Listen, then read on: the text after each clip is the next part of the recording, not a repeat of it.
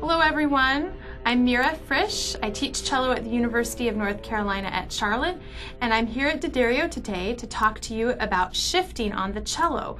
We're going to be focusing on shifting in the lower position, so we're going to talk about shifting between first through fourth positions in this video. And a lot of you, by the time you're advanced enough that your teacher has told you that you're ready to start shifting, you might not have tapes on your cello anymore, and that's fine. I went ahead and left tapes on my cello for this video so that you could just more easily see where my hand is. So the first thing we're going to do is we're going to talk about the names of all the positions and where they are on the fingerboard. So of course you know first position. Whenever we take our first finger and we scoot the hand up the fingerboard so that first finger is in the second finger or third finger position, that's second position. So first position and then lower and upper second. Now you probably can't see my thumb, but what's super important about shifting is that your hand position stays the same. So that means that the thumb is always behind second finger and thumb actually moves with the hand. You never want to move your hand and then your thumb, or your thumb and then your hand. Thumb and second finger are a unit and they always move together. So keep that in mind as we talk about shifting. The next position, when first finger goes to the fourth finger spot, that's third position. And if we scoot 1/2 step higher, that's still third position. Fourth position, the last one we'll talk about today, is very easy to find because you just drop your thumb all the way into the saddle of the instrument, and for the very first time and only time, you're going to actually set first finger across from thumb rather than second, because second finger is too high. There's no spot for thumb up there.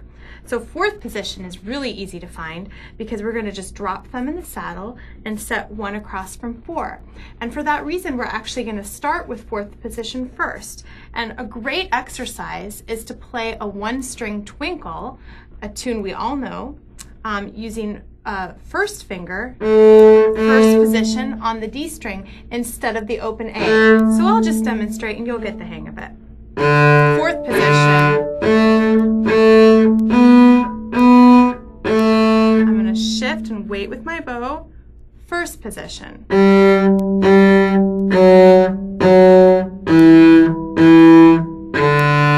we go back to fourth for all the A's. And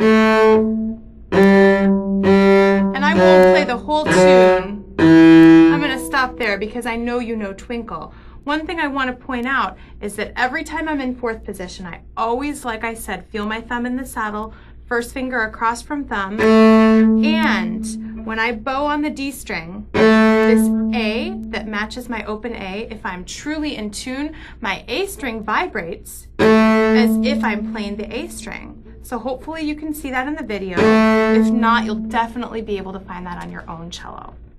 So now that we've learned about where all the positions are, and I've showed you the very first shifting exercise that I teach my students, I'm actually going to talk more about the mechanics of a shift. So to do that, I'm just going to give you an example of a shift. We're going to shift on the A string from B, first position, first finger, all the way up to G, fourth position, fourth finger.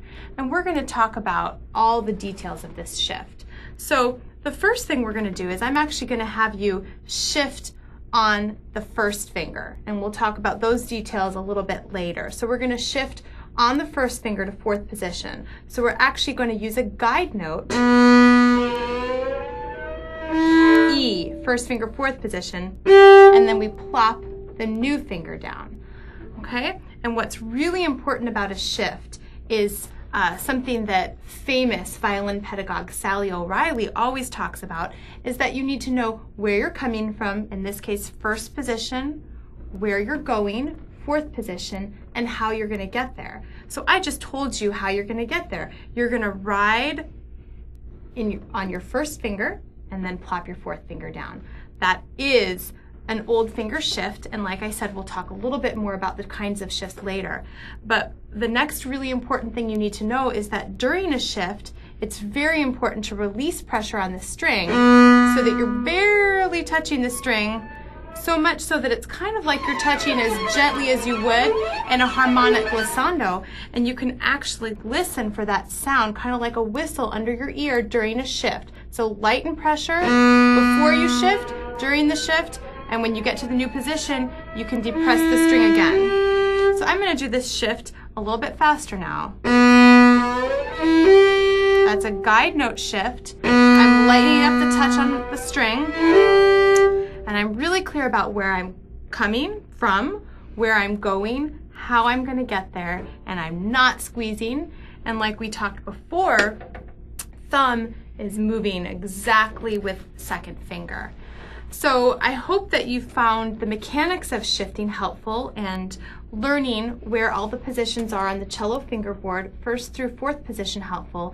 And in the next video, I'll talk specifically about which finger and which bow we actually shift on.